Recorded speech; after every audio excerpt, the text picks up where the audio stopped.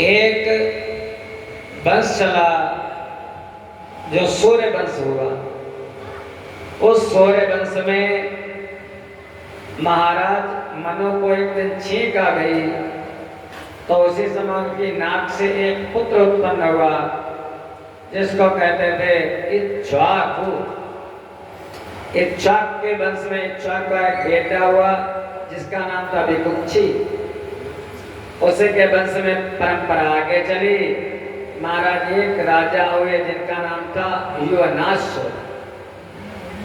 योनास ने यज्ञ किया था, लेकिन भूलवश उन्होंने जो जल रखा था, अभिमंत्रित जल, मंत्रों के द्वारा शोधित, उस जल को पिलाना तो चाहिए था रानियों को, लेकिन रात्रि में प्यास लगी। योनास ने जल पी लिया।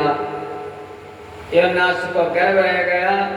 योनास की कुच्ची को फाड़ करके महाराज एक पुत्र हुआ जिसका नाम रखा गया मानधाता। देवराज इंद्र आए, धाय का काम किया, नाल छेदन किया और माँ का काम किया, उंगली मुंह में डाल दी, नाम पड़ा मानधाता। मानधाता के ही वंश में आगे चल करके हुए जिनका नाम था त्रिशंकु। त्रिशंकु के बेटे हुए हरिश्चंद्र। हरिश्चंद्र का जो बेटा हुआ उसका नाम था रोहित। रोहित थोड़े दिनों के लिए दिया था वरुण जी ने उसको, हरिश्चंद्र को। जब हरिश्चंद्र ने रोहित के बदले बलि नहीं दी, हरिश्चंद्र भाग गया। रोहित भाग गया। हरिश्चंद्र जी को जलोदर रोग हो गया। रोहित को पता चला, रोहित फिर वापस आया।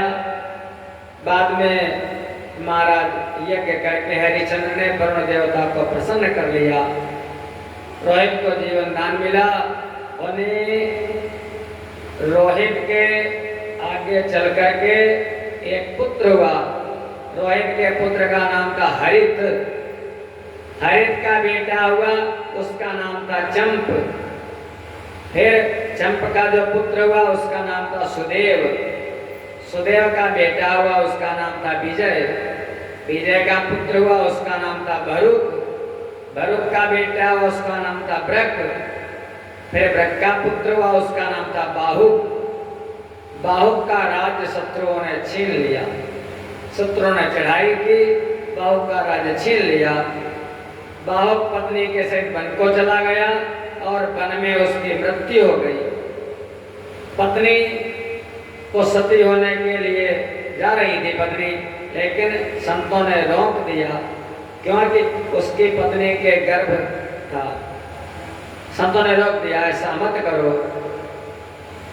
पुत्र हुआ, गर्भ था, लेकिन सौतों ने सोचा उसकी कि अगर इसके बालक हो जाएगा इसका भी कल्याण हो जाएगा। सौतों ने मिलकर के विष दे दिया। गर्भ माने विष।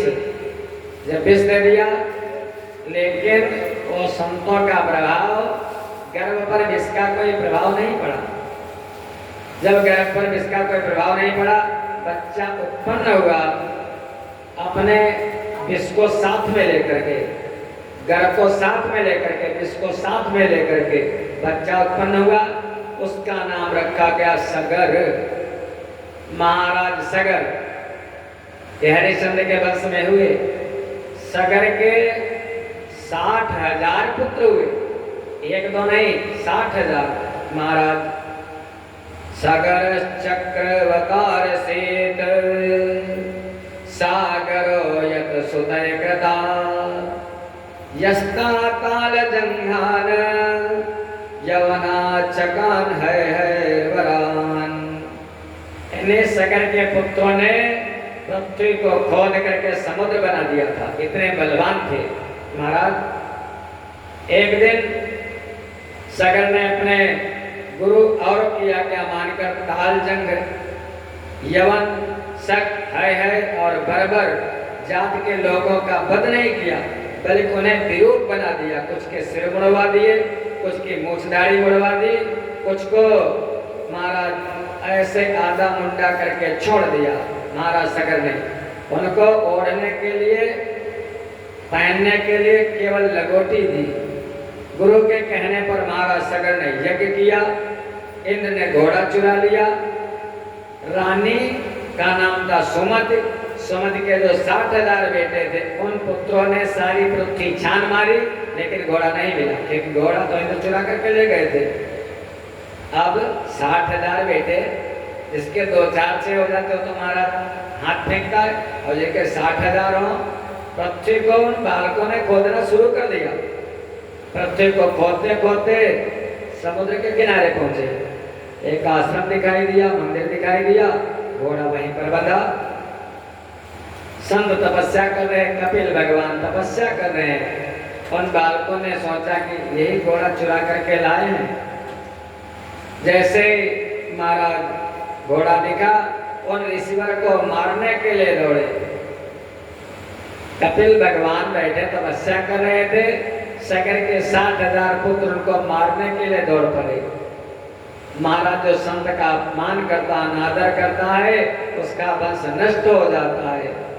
ये समझ लो, कभी संत का, किसी ब्राह्मण का तिरस्कार मत करना। जैसे तिरस्कार किया, कपिल भगवान ने नेत्र खोले, 60,000 पुत्र थे, वो जल करके भस्मीभूत बन गए, राख की ढेरी हो गई। अब उद्धार नहीं हो रहा था। सगर की जो दूसरी पत्नी है, जिनका नाम केसनी, केसनी से एक बेटा हुआ जिसका नाम था असमंजस। काम करते थे, लेकिन अब सोचे काम करूं न करूं, ये ठीक होगा नहीं होगा, ऐसा काम करना चाहिए नहीं करना चाहिए। असमंजस, हर समय असमंजस की स्थिति में रहते थे, इसलिए नाम हो गया असमंजस। असमंजस जन्म से योगी थे, लेकिन संग दोष से विपरीत कार्य करते थे। कुछ बच्चों ने उनको ले जाकर के सरयू में डाल दिया, पिता ने त्याग कर दिया।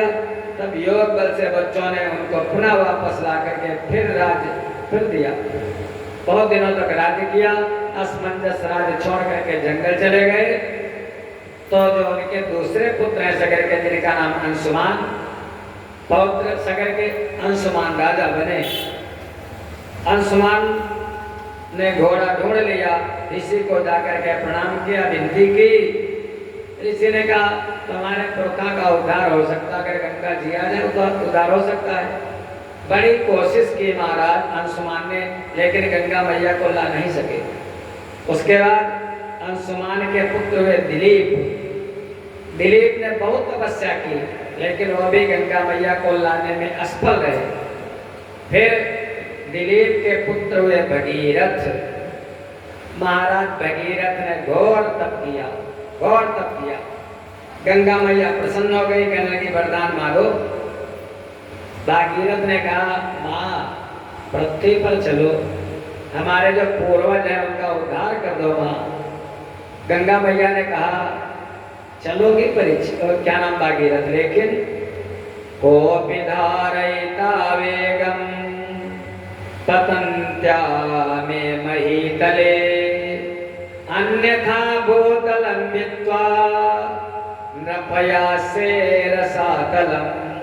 भागीरथ मैं जब पृथ्वी पर चलूंगी तो हमारे भार को, हमारे वेग को सहन कौन करेगा?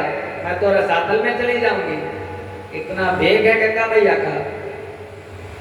भागीरथ ने कहा ठीक है मैया। गंगा मैया ने कहा फिर अगर चलूंगी पृथ्वी पर तो जितने पापी लोग आएंगे हम स्नान करेंगे तो हम भी पाप हमको लग जाएगा, मैं नहीं जाऊंगी। भागीरथ ने कहा भैया जब पापी स्नान करेंगे तो संत भी स्नान करेंगे, जब संत स्नान करेंगे तो तुम्हारा पाप जो है वो खुद धुल जाएगा। इसलिए पापी भी नहाते हैं, और जब पापी नहाने से गंगा जल दूषित हो जाता है तो संत नहा लेते हैं, गंगा मैया फिर पवित्र हो जाती है। कहने लगे फिर भोले बाबा का घोर तप किया भागीरथ ने। भोले बाबा ने कहा गंगा मैया को अभिमान हो गया, हमें लगता गंगा को। भोले बाबा की जो जटा जूट है, जैसे कपड़े में धागा गुदा है, ऐसे सारा जगत भोले बाबा के जटाओं से लिप्त है। भोले बाबा ने कहा बुलाओ, जाओ भागीरथ, हम उनको तो निकल ही नहीं पाएंगे। अब भोले बाबा अपनी जटाएं खोल करके खड़े हुए। माँ गंगा बड़े वेग से आ रही थी, उनको पता ही नहीं चला कहाँ जाऊं। आ करके भोले बाबा की जटाओं में विलीन हो गई। अब भोले बाबा ने अपना एक जटा खोल दिया, छोटी सी धारा, वो भागीरथ लेकर के चले और अपने पूर्वजों का उद्धार किया भागीरथ ने। इसलिए गंगा माता का एक नाम है भागीरथी, भगीरथ जी लाते।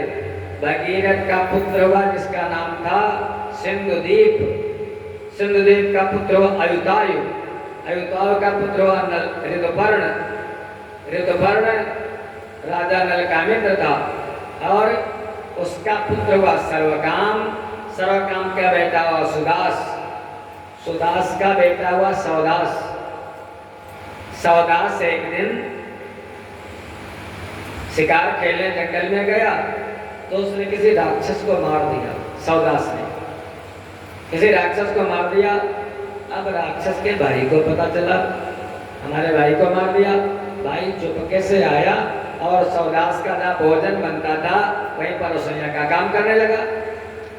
एक दिन गुरु वशिष्ठ जी आए, वशिष्ठ जी भोजन कर रहे थे तो इसने चाल की, वशिष्ठ जी को किसी मनुष्य को मार करके मांस खिला दिया। वशिष्ठ ने कहा राजन, मैं तुमको श्राप देता हूँ, तुम्हारे मांस पका हुए मनुष्य का हमको खिला दिया, श्राप देता हूँ तुम राक्षस हो जाओ।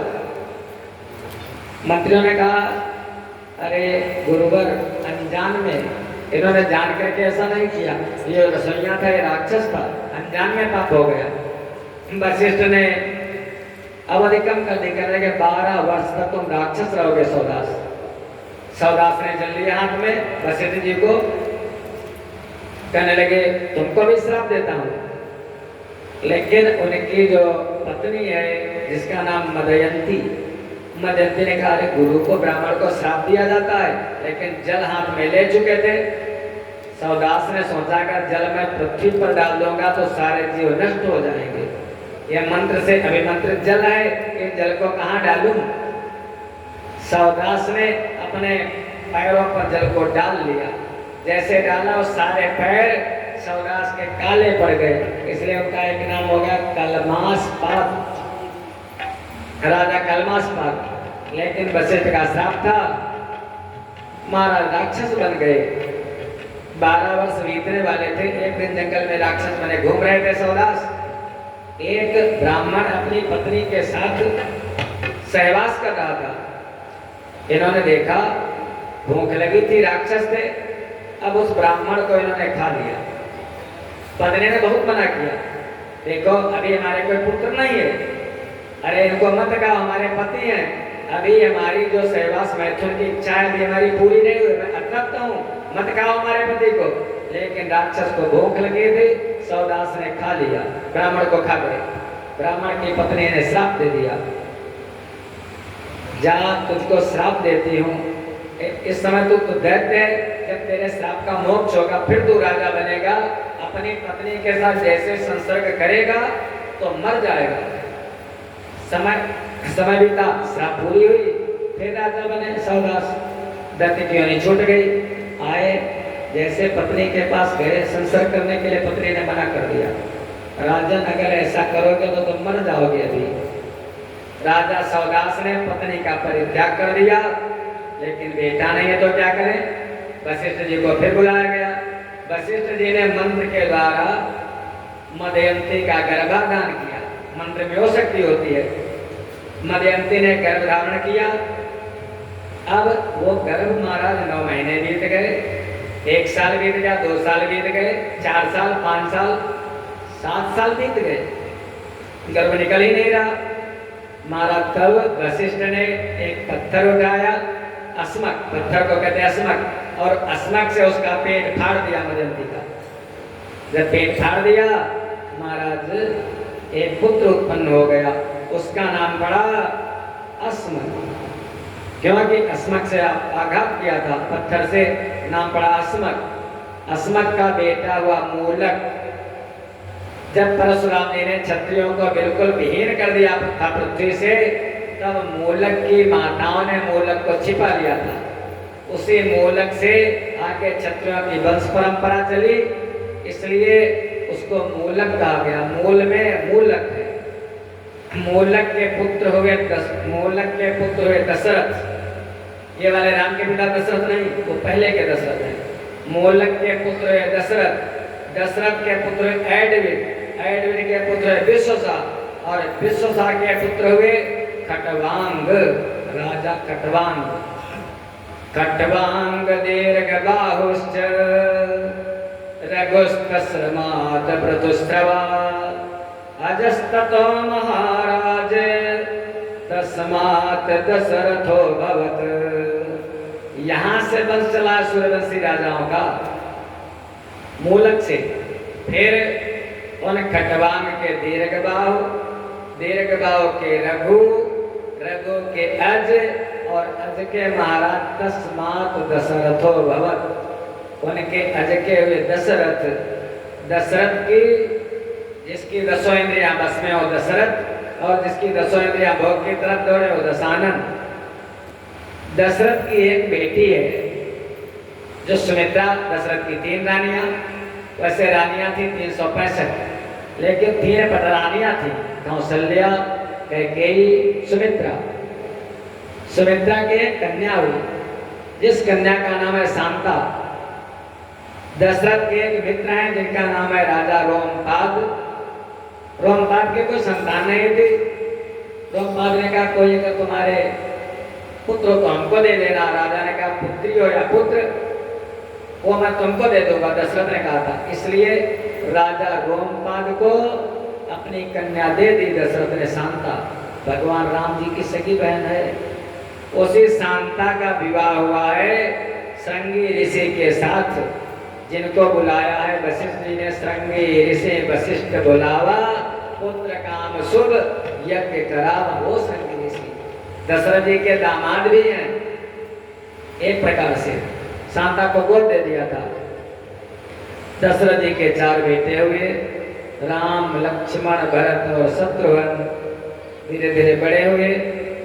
महाराज विश्वामित्र लेने के लिए आ गए। विश्वामित्र लेकर के चले, ताड़का स्वभाव का वध किया। विश्वामित्र जी के यज्ञ को पूर्ण करवाया। विश्वामित्र जी मिथिला में लेकर के गए महाराज जनक के यहाँ। धनुष यज्ञ हुआ। आदिशक्ति जगदम्बा सीता जी के साथ भगवान का विवाह हुआ। बारात आई अयोध्या में, सुख ही सुख था।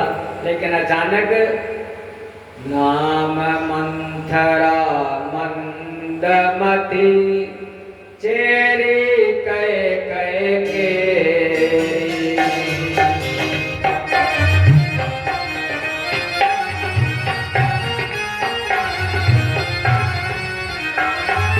अजस पितारी तासु करी कई गिरा मति पे।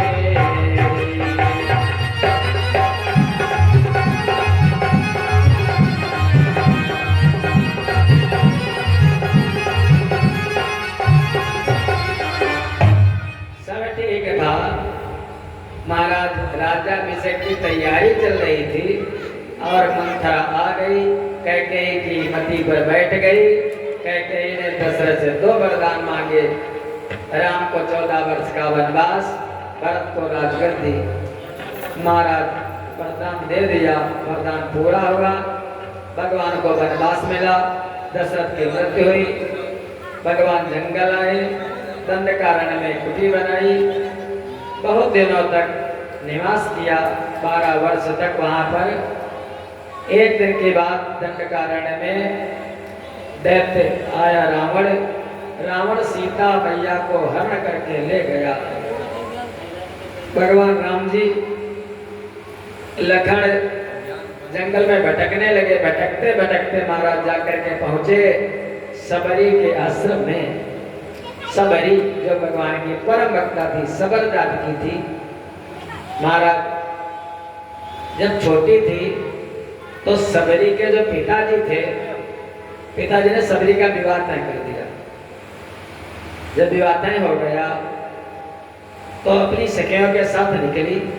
वो किसी कबीले के सरदार थे, आदिवासी जैसे। सबरी निकली तो देखा बहुत से गहने बंधे हैं, बहुत से गधे बने हैं, बहुत से भैंसे बने हैं, बहुत सी बकरियां बनी हैं, हजारों की तादाद में।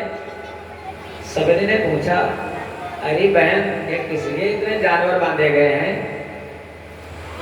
सखियों ने बता दिया, सबरी तेरा विवाह होगा, कल बारात आएगी तो ये सब काटे जाएंगे और काट करके तुम्हारे जो बारातियों के मांस परोसा जाएगा।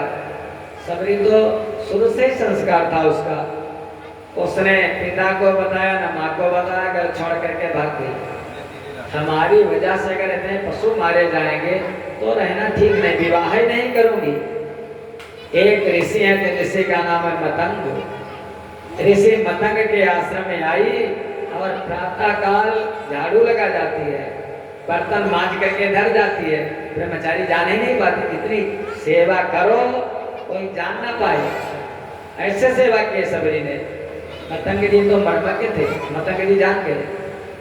मतंग जी ने कहा, सबरी जा मैं तुझको वरदान देता हूँ तेरी सेवा से प्रसन्न हो करके, लेकिन तू अपना काम मत छोड़ना। तो रोज इस मार्ग को बुहारू करना, झाड़ू करना, एक न एक दिन तीनों लोगों के स्वामी तेरे पास स्वयं चल करके आएंगे। गुरु के बिना कहाँ मिलते भगवान है महाराज, तभी से सबरी रोज झाड़ू लगाती थी।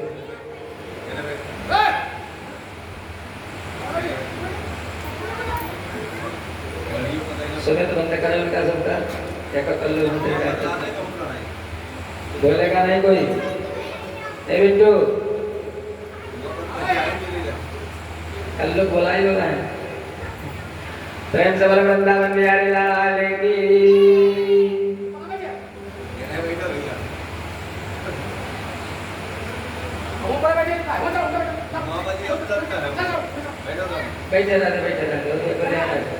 बैठे ठीक है, सब सीधे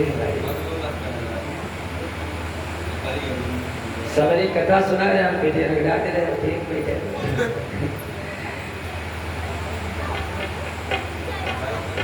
सबरी ने उसी दिन से गुरु जी का ज्ञान धारण कर लिया, नित्य झाड़ू बुहारू लगाती। एक दिन आ गया, भगवान राम आए।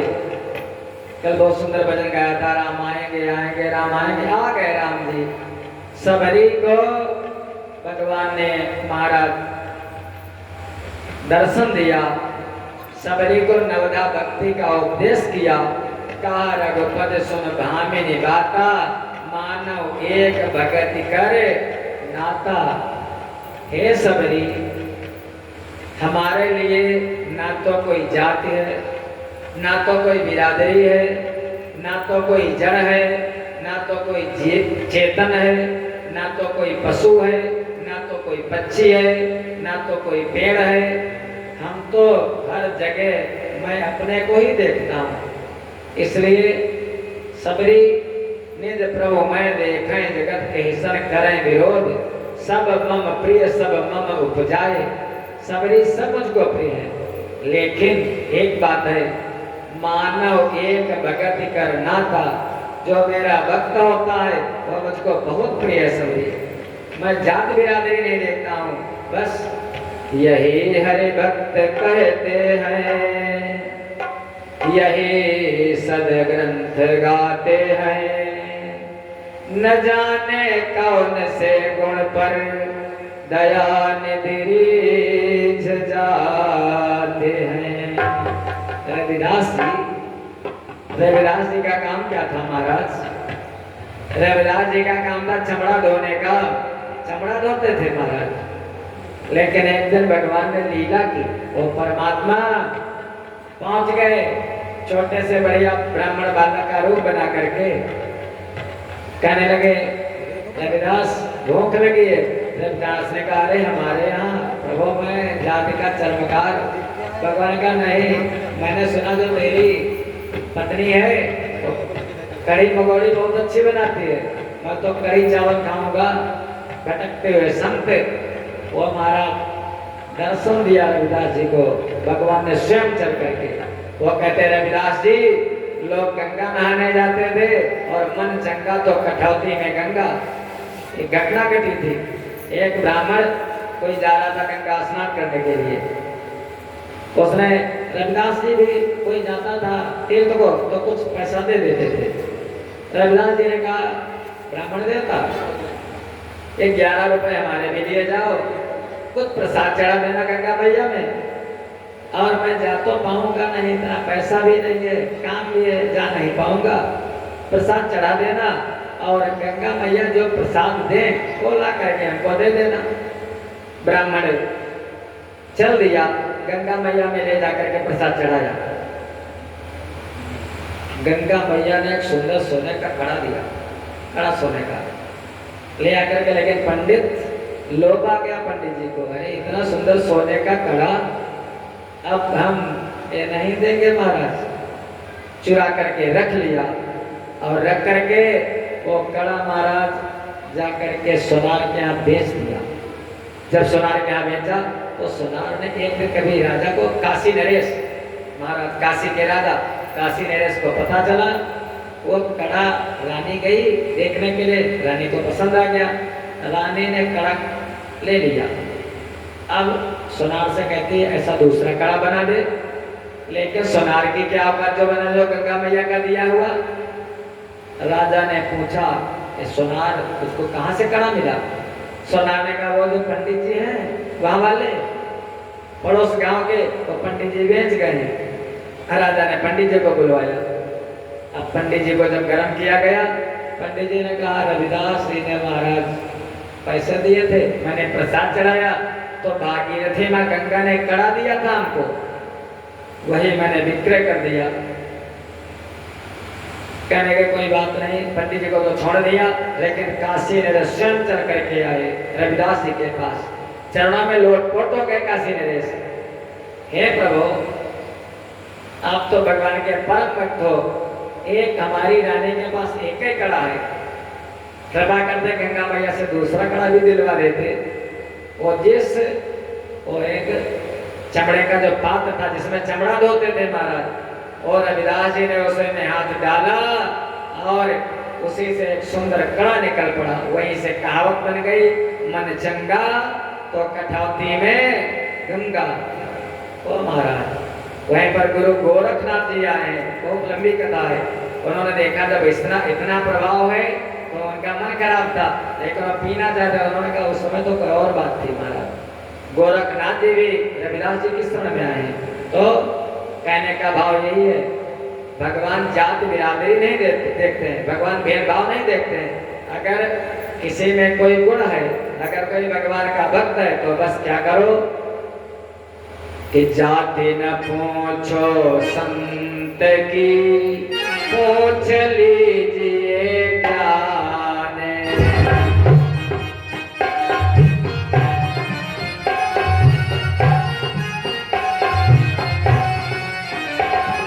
बोले करो तलवार का, खड़ी रहने दो म्यान।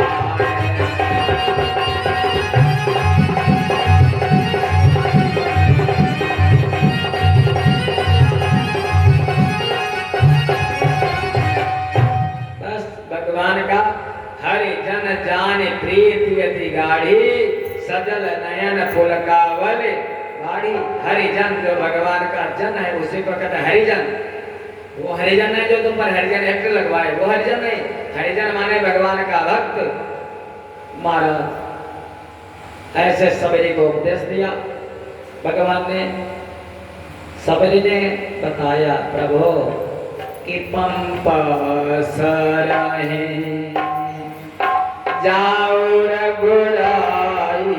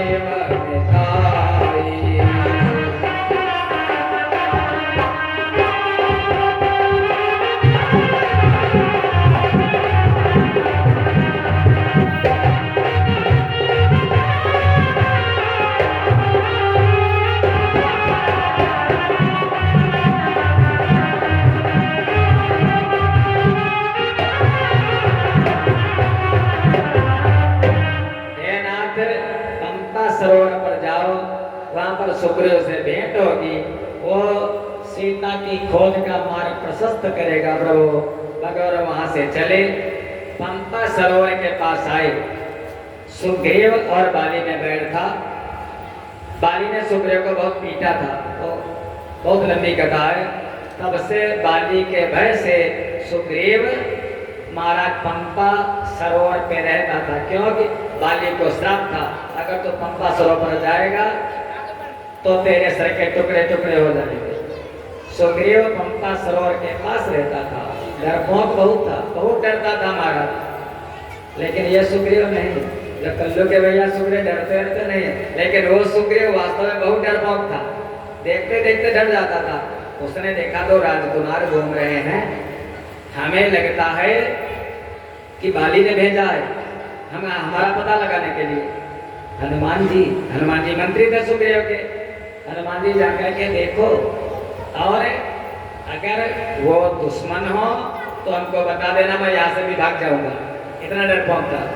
हनुमान जी से कहने लगा, तुम विप्र रूप धर जा देखो, और लेना भेद चतुराई से, संदेह सही हो मेरा तो कह देना सैन्य बुझाई से।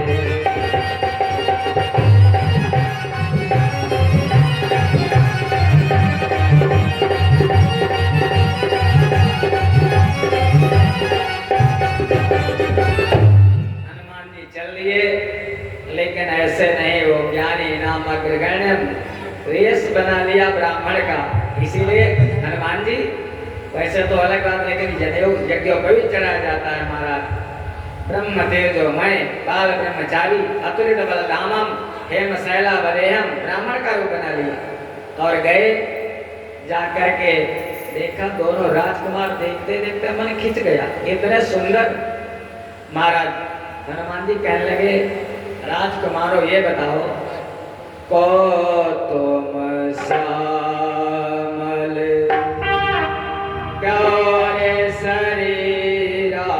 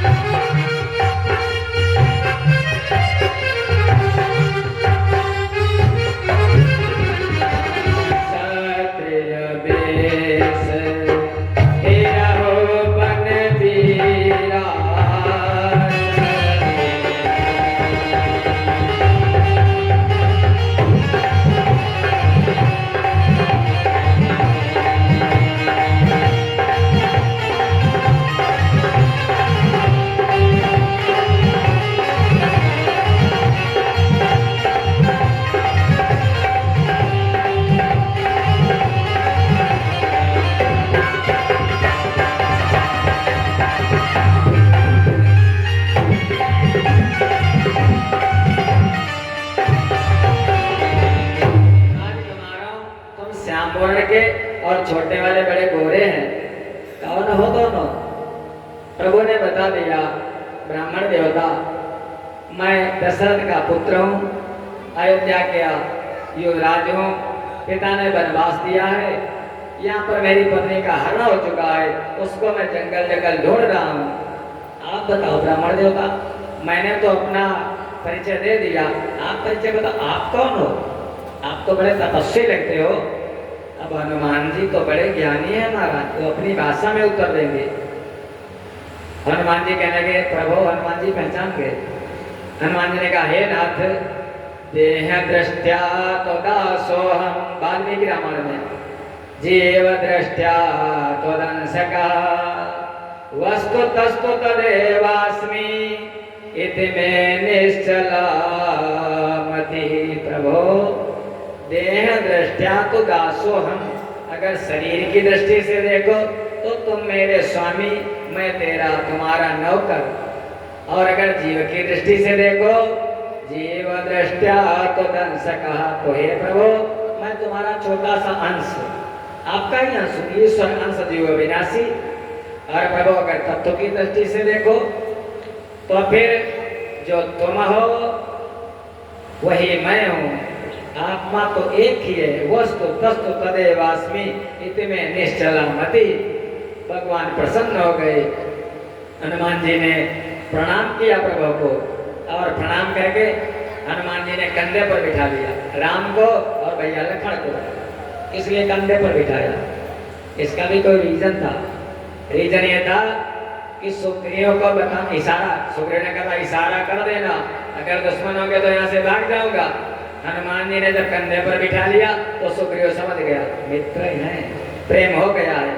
हनुमान जी लेकर के चल दिए, दोनों भैया को सुग्रीव के पास पहुंचा दिया। भगवान ने बाली का वध किया। सुग्रीव को अग्नि को साक्षी मान करके सुग्रीव से मित्रता हुई। भगवान ने पूछा सुग्रीव क्या तुमने कुछ सीता के बारे में जानकारी तुमको है?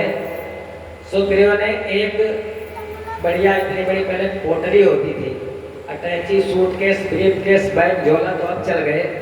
जब हम लोग बचपन की बातें हैं, महाराज कपड़े में एक पोटली बना ली जाती थी, उसी में गेहूं, बोरिया तो अब चल गई, उन्हीं में गेहूं बांध लिए जाते, चक्की पर ले जा जाते थे। उसी पोटली में बर्तन, उसी में कपड़े लेकर के एक गांव से दूसरे गांव लोग चले जाते थे। सुग्रीव ने एक कपड़ों से भरी हुई पोटली ला करके गठरी भगवान के आगे रख दी। प्रभु देखो, एक कोई स्त्री जा रही थी आकाश मार्ग से, उसने पोटली डाली है, प्रभु इसको देखो।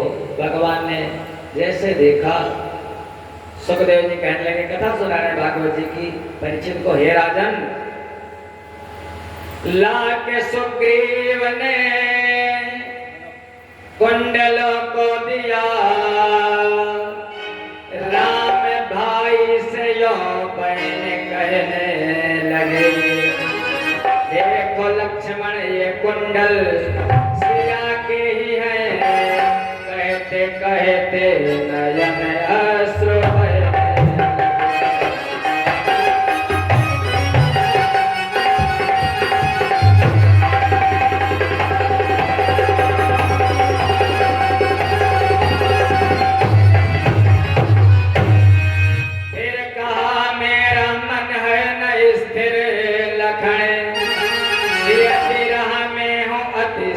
परेशान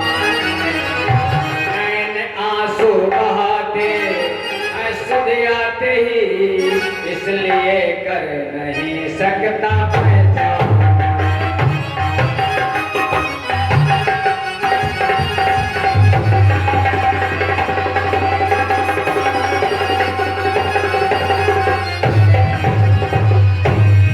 भैया देखो, ये जो आभूषण है क्या तुम्हारी भाभी जी के ही है?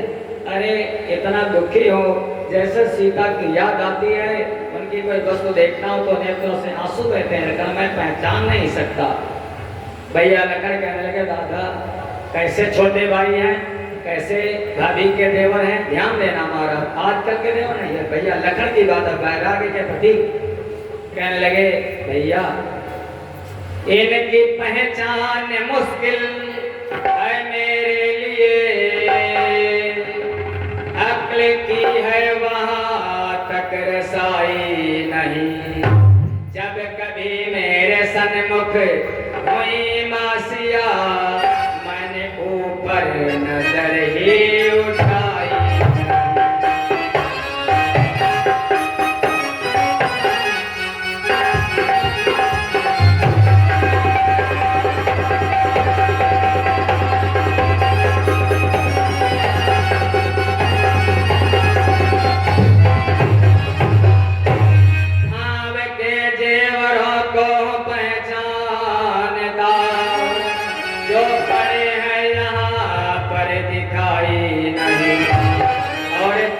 कुंडल की तो बात मत पूछिए, मैंने देखी है उनकी कलाई।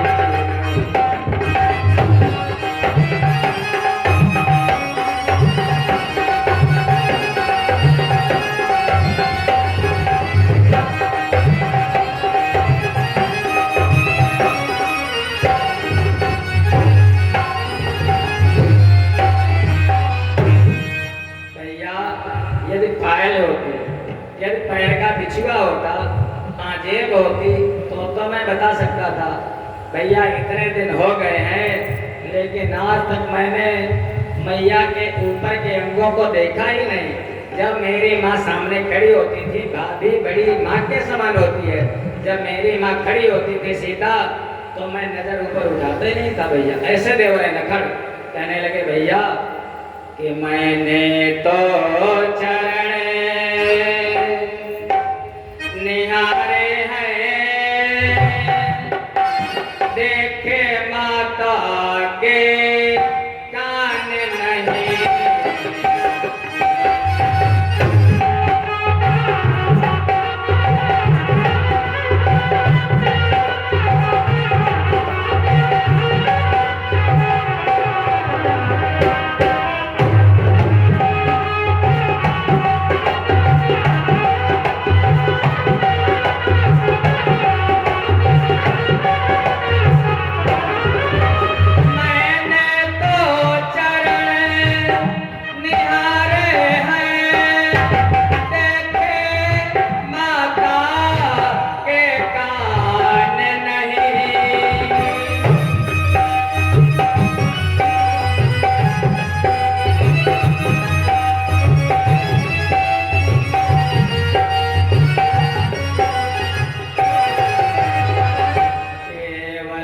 बिछुओं का सेवक हूँ, केवल बिछुओं का सेवक हूँ, कुंडल की कुछ पहचान नहीं।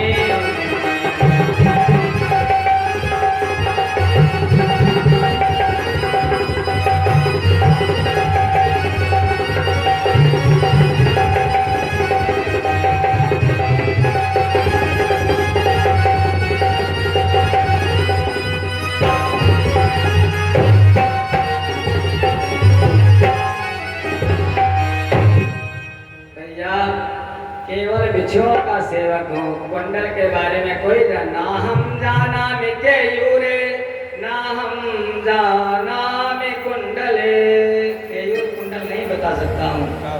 ऐसे देवर भैया लखन धीरे धीरे सुग्रीव ने महाराज चारों दिशाओं में बंदरों को, भालुओं को, रीछों को भेज दिया। बहुत से बंदर भालू भगवान राम जी ने एक मुद्रिका दे दी हनुमान जी को। हनुमान उनको मालूम था वो तो भगवान शिव के रुद्रावतार हनुमान जी। अतुलित बलराम में हम जब जाकर के समुद्र के तट पर पहुंचे तो जटायु का बड़ा भाई संपाति उसने देखा, उसने कहा मैं देखा तुम नहीं, गिरधर दृष्टि अपार, हमें दिखाई देता है लंका में अशोक वाटिका में सीता जी बैठी हैं, जाओ जो इस समुद्र को पार कर लेगा वही सीता का पता लगा लेगा। बहुत से लोग बैठे हैं, कोई कहता 10 योजन जाऊंगा, कोई कहता 20, कोई कहता 50। हनुमान जी चुप, कुछ नहीं बोले।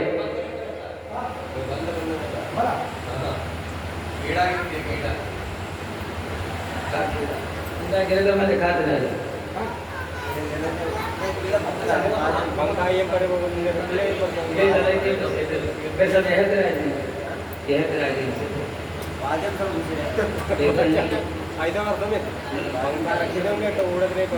प्रेम से बोला वृंदावन में यारी लाने की वही कथा सुनाया।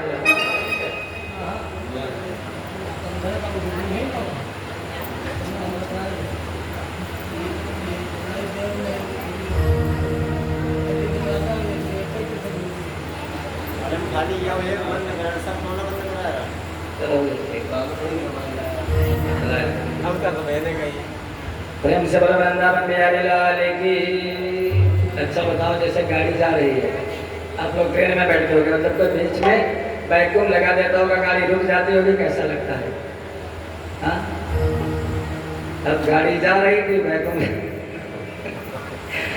लगा दी बीच में। प्रेम से बोले वृंदावन बिहारी लाल की। समुद्र इतनी जल्दी पार नहीं किया था, बड़ी बाधाएं आती हैं। हनुमान जी चुप बैठे। जामवंत जी बोले अकेले, जामवंत जी ब्रह्मा जी के अवतार, हनुमान जी के गुरु जी। कहने लगे तुम चुप क्यों बैठे हो? हनुमान जी कहते लोग अपना बल बोल कहते बदल बोले कुछ नहीं थे। वो उनका एक ही सूत्र है केवल भगवान राम जी का धाम। जैसे जामवंत जी ने कहा कि राम काज लगी तब अवतारा सुनत भयो पर्वता तारा। जैसे कहा महाराज जो बहुत बड़े अतुलित बलधाम में शैलावरे हम पर्वत के समान। जामवंत बताओ जामवंत मैं पूछो तो ही उचित सिखावन दीज मोही। बताओ सहित सहाय रावण मारी आनव यहाँ त्रिकूट उपारी। बताओ रावण को कुल के सहित मार दूं और बताओ लंका को उखाड़ करके यहाँ ले आऊं। आज्ञा तो बताओ क्या करूं? जामवंत का गड़बड़ हो जाएगा। वो तो लीला सब लीला धर करेंगे हमारे इष्ट देव। तुम बस सीता देख कहा सुध आई तब निज भुजबल राज्य बनैना कौतुक लाग संकट से हम लोग खेल खेलेंगे।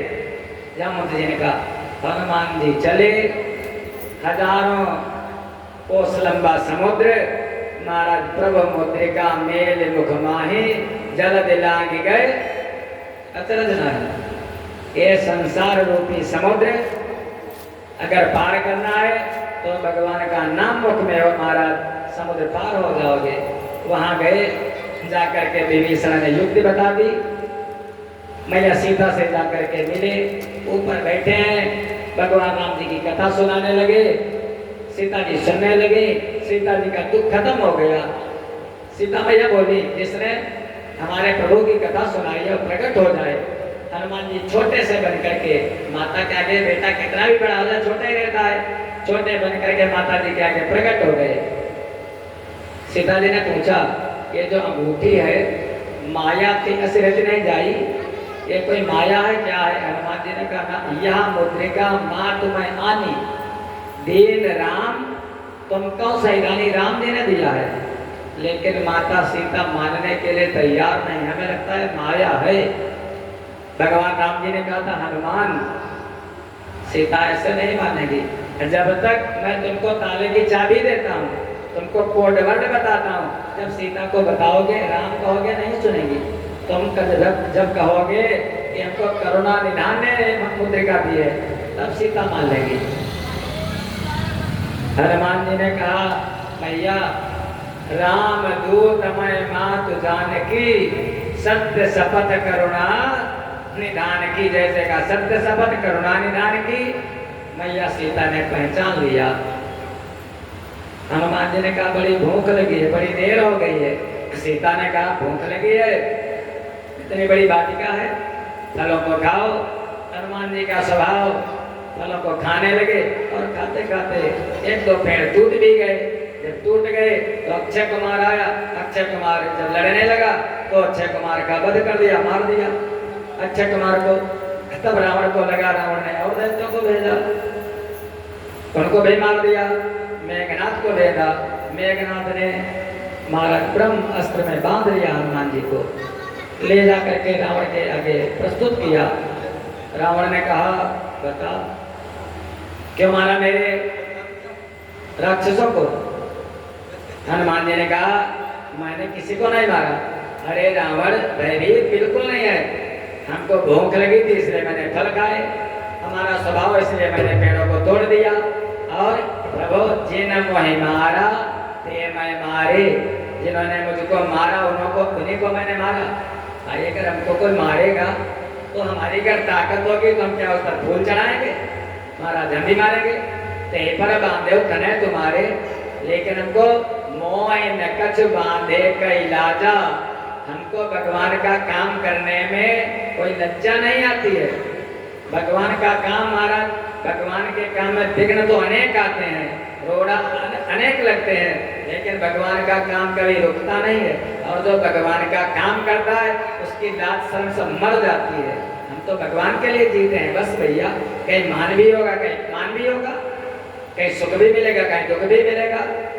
दुनिया में महाराज आप अगर अच्छा काम करोगे तो भी लोग कहेंगे और अगर बुरा काम करोगे तो भी लोग कहेंगे। एक बार की बात है भोले बाबा पार्वती मैया नंदी बाबा तीनों बैठ करके संध्या के समय सोचने लगे। पार्वती मैया ने कहा घूमने चले भोले बाबा कैलाश से, चलो पृथ्वी लोक में चलते हैं। पृथ्वी लोक में आए। अब भोले बाबा तो थोड़ा वृद्ध, पार्वती मैया बड़ी सुंदर, नंदी भगवान वो भी थोड़ा वृद्ध। देखा किसी गांव से निकले, गांव वालों ने कहा अच्छा देखो तो ये इतना दुबला पतला बैल और उस पर पति पत्नी दोनों चढ़े, मियाँ बीवी दोनों सवार, इनको लज्जा नहीं आती है। भोले बाबा ने रूप बदल लिया था। महाराज भोले बाबा ने, पार्वती ने कहा ऐसा करो प्रभु अब उतर लो, हम भी उतर ले तुम भी उतर लो। भोले बाबा भी उतर ले, पार्वती मैया भी उतर ली। दूसरे आगे वाले गांव से निकले, वहाँ वाले गाँव वाले कहने के देखो बैल साथ में और ये दोनों बुढ़वा बुढ़िया दोनों पैदल चल रहे हैं, ये तो मूर्ख है, महामूर्ख है। कहेंगे भोले बाबा ने कहा ऐसा करो पार्वती तुम बैठ लो, हम पैदल पैदल चलते हैं। पार्वती मैया बैठ गई, अगले वाले गांव में गए। लोगों ने कहा देखो तो मैंने मेहरा बहुत देखे, अरे ये बुढ़ा देखो पत्नी को लाज शर्म नहीं आती, ये पत्नी बैठी है, पति पैदल चल रहा है, सारी शर्म धो करके पी ली इसने क्या। महाराज पार्वती मैया ने कहा बाबा अब तुम बैठो, हम उतर करके चलते हैं। गांव वाले क्या कह रहे हैं, अगले वाले गांव में गए। अब भोले बाबा बैठे और पार्वती मैया नीचे। लोगों ने कहा देखो बुढ़ा बैठा है और फूल जैसी पत्नी वो पैदल चल रही है। अब महाराज आगे वाले भोले बाबा, पार्वती मैया ने कहा अब क्या करें। भोले बाबा ने कहा पार्वती अब कुछ मत करो, हम करेंगे, ये दुनिया है, ये संसार है, अच्छा करेंगे तो भी कहेगी, बुरा करेंगे तो भी कहेगी, तुम भी बैठो हम भी बैठेंगे। दोनों लोग बैठ लिए और वहीं से चलते चलते चले गए। भगवान का काम करने में कभी शर्म मत करना, कभी लाज मत करना। महाराज रावण कहने लगा, बहुत बलवान था महाराज, दुष्ट तो था ही, कहने लगा कि बानर तू कौन कहाँ का है, क्यों मेरा भाग्य उजाड़ा है, तू अपने मौत से डरा नहीं, अक्षय कुमार को मारा।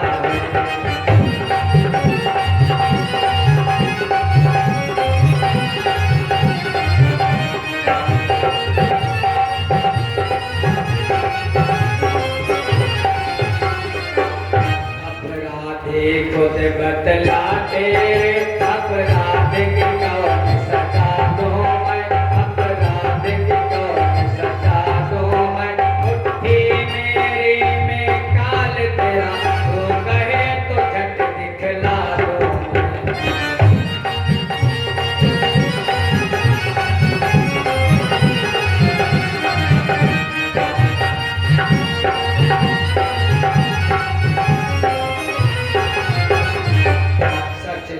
लंका के शेरों का आलू बानर नर भोजन है, नितकाल बिगड़ता है जिससे पाए कई राजा रावण।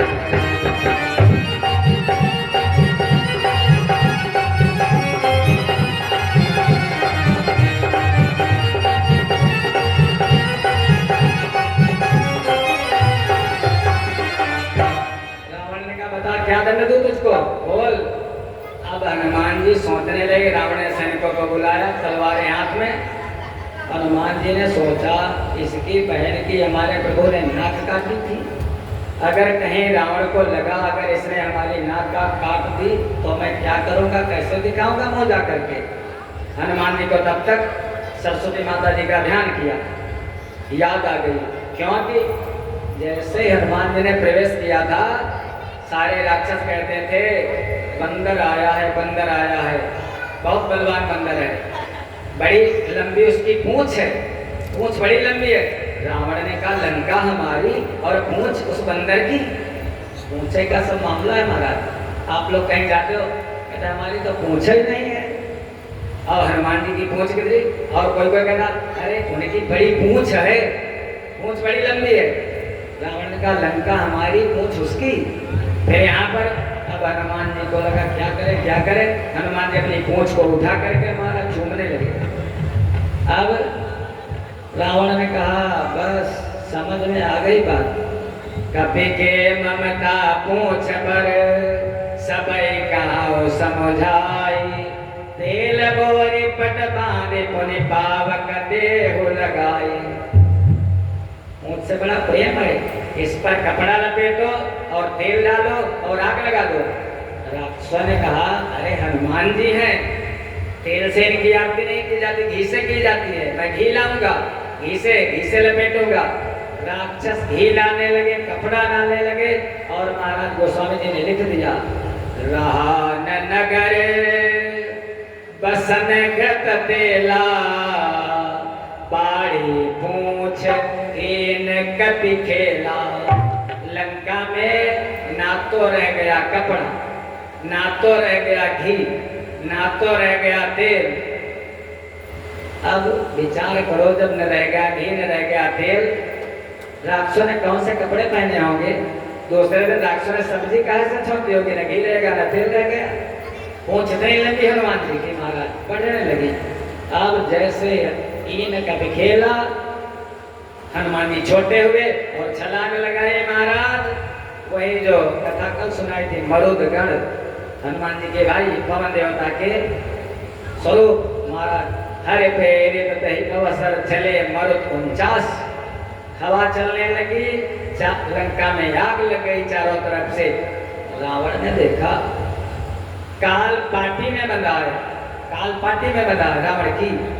वरुण देवता जो जल के देवता, वो पानी भरते रावण के यहाँ है।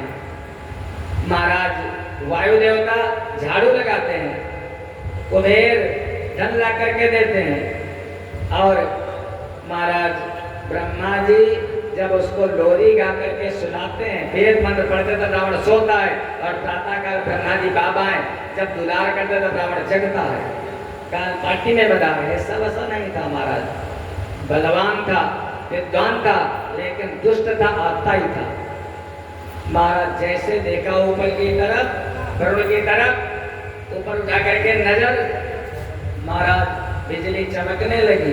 कहा नहीं कुछ, नौकर से जब मालिक होता है तो महाराज नौकर की तरफ देख दे, घुड़की देखते लेता, नौकर महाराज थर थर कांपने लगता है।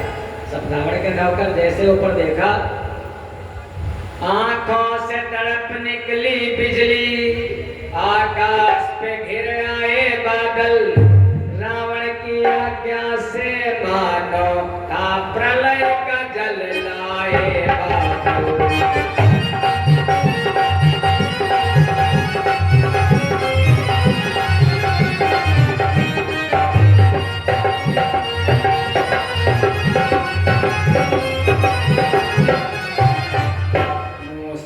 धारा बरसात हुई, लेकिन फल उल्टा लगा फल ने, लेकिन फल उल्टा लगा फल ने। आने ने घी का काम किया, आग लगी दुगनी जलने।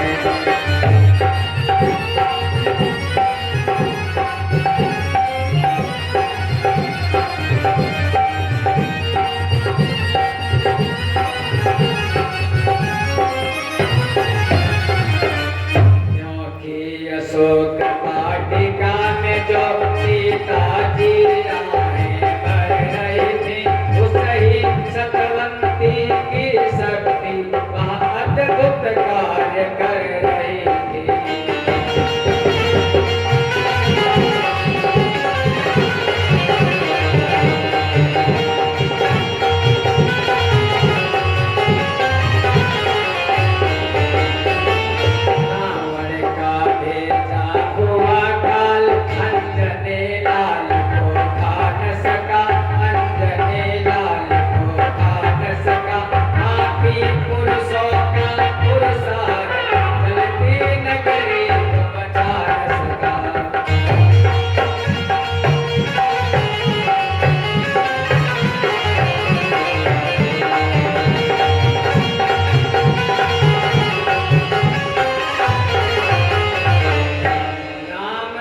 लंकेश की शरण लंक भई छाड़, बची विभीषण की कुटी, राम नाम आधार।